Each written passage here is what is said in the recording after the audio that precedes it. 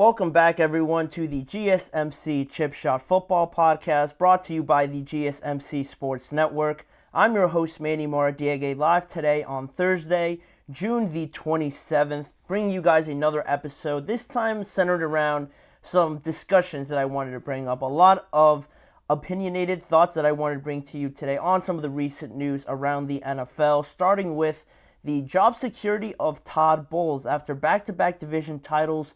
Should he be on the hot seat heading into 2024? Some believe that he could be. I'll give you all the reasons why. Then we're going to get into some more NFL offseason grades in the NFC West this time. A lot of movement, a lot of improving with some of these teams, but are they at the level to compete right away in this year? Then another discussion topic, should Kyler Murray, is he capable of being in MVP talks now that he has a full healthy offseason heading into this year with some more help on the offensive side of the ball? Is he capable of being at least in the conversation for MVP? Those topics and more coming up on today's show. Before I get started, a reminder to you guys, if you have any questions or comments, use the tip and donations link, GSMCPodcast.net. By using that link that you see on your screen, I'm able to see your question or comment and acknowledge it, read it on air, and that way get a good gauge of what you guys are thinking about to anything I say or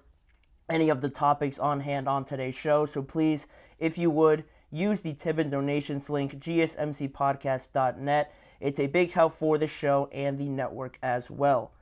But as we get started here with the first topic on today's show, should Todd Bowles be on the hot seat? It's a weird question when I first came across this topic, some of the news surrounding this idea, because Todd Bowles has only been the head coach of the Tampa Bay Buccaneers since 2022. He was hired in March, I want to say, and since that time he won the NFC division title in 2022 in his first year, albeit with an 8-9 record.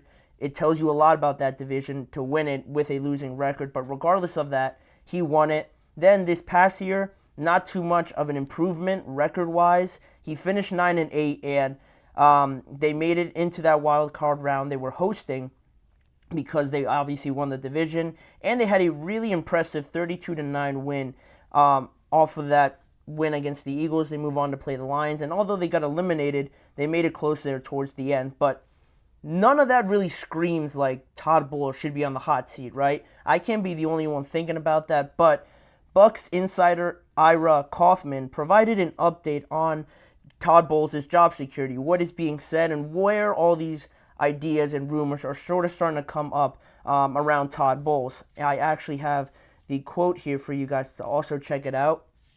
Ira Kaufman basically said, despite 2 NFC titles and a lopsided playoff victory, Bowles has yet to win over the bulk of Bucs Nation. Skeptics point out that Tampa Bay is 18-19 on his watch, including the playoffs, and once a prolific attack has turned pedestrian. And also, Ira Kaufman mentioned that the new offensive coordinator, after they moved on from Dave Canales, or Dave Canales moved on from them to take the Carolina Panthers head coaching job, their new offensive coordinator, Liam Cohen, his success could have a lot to do with how Todd Bowles is viewed, because it seems like obviously from this statement that the offense is a major, questioning, a doubtful point from a lot of Bucs fans and just Bucs Nation overall, because it feels like they should be better than what they are. And I felt that at some points last season where it seemed like they struggled to get the running game going, and off of that, if Mike Evans wasn't having a great game, Chris Godwin really didn't look like himself as well, dealing with some injuries and that sort of things. Trey Palmer had some flashes, but again, I think he was still getting into the real groove of things and finding his way,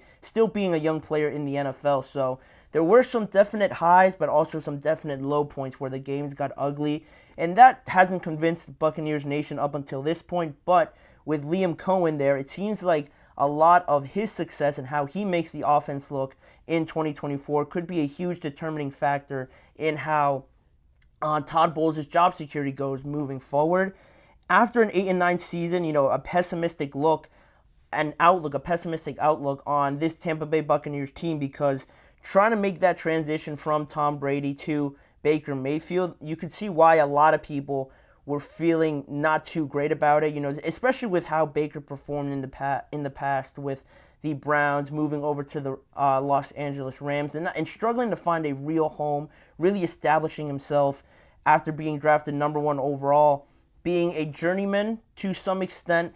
Didn't really scream out like this season that just passed in 2023. Had a lot of promise for the Tampa Bay Buccaneers. So that pessimistic outlook probably would have been, Bulls probably would have been fired if it didn't turn out like it did in 2023. Because you head into 2023, pessimistic outlook, no real hope, probably thinking you're going to get worse. And then you surprise everybody by winning the division again. And you can't fire Todd Bowles after you win the division again, especially by winning a playoff game, going to Detroit, having a close game there. It's hard to fire him there. So it is almost, I don't want to say unlucky or unfortunate, because I don't think Todd Bowles should be on the hot seat, just based on how I view him and how good of a job he's done in just 2 years being here.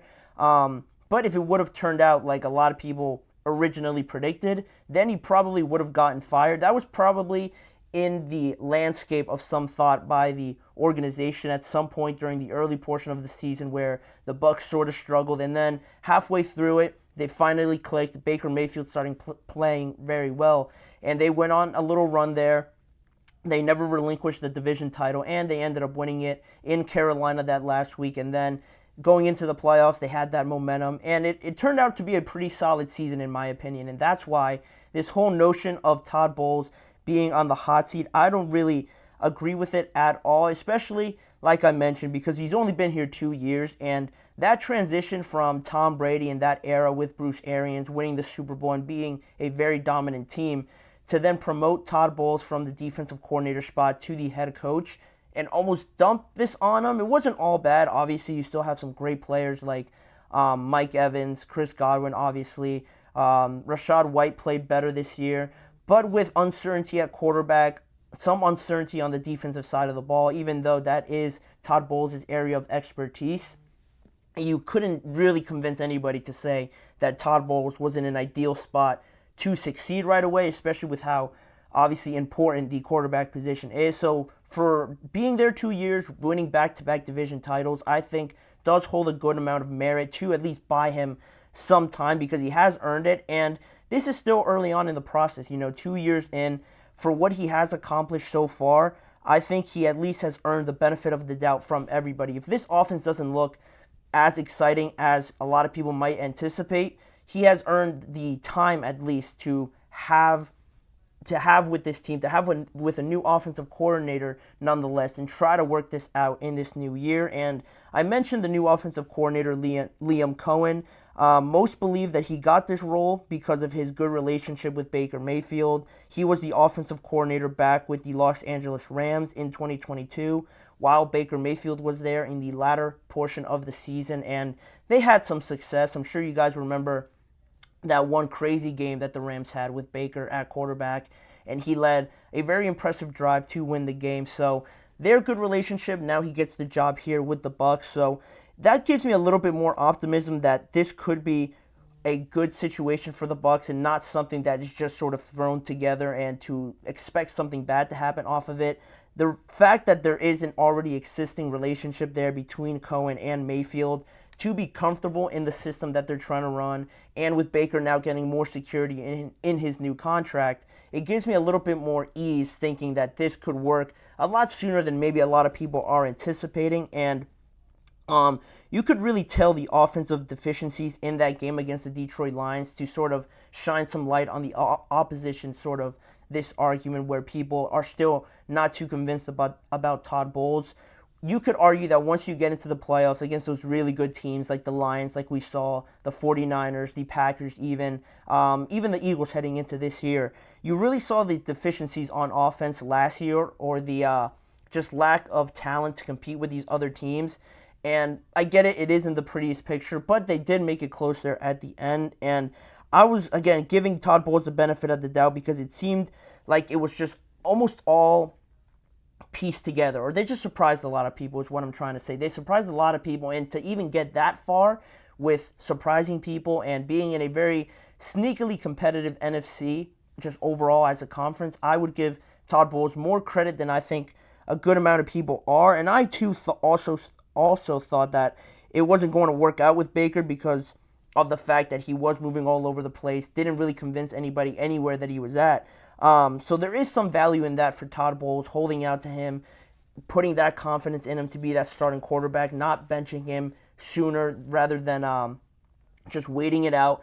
And you earn yourself 2 back-to-back division titles. Now Baker sort of seems to be a little bit more confident, have a better understanding of what his role is, what he has to do as the face of the franchise, probably quite frankly, with the Tampa Bay Bucks. And the records, again, in his first 2 seasons aren't glamorous for Todd Bowles, but I think he's done enough again to buy himself at least the complete 2025 season, if this next year might not be too much better, maybe around 500 again. He has earned himself at least until 2025, in my opinion, to really make a decision on him, unless it is a complete disaster and they go, I don't know, 4-13 or something, 4-14 or something like that. Then, all right, maybe you could fire him. But for that to happen, I would probably guess a major injury would have to happen for them to be that bad and have that bad of a fall off. So I can't really be on the side right now that he is on the hot seat.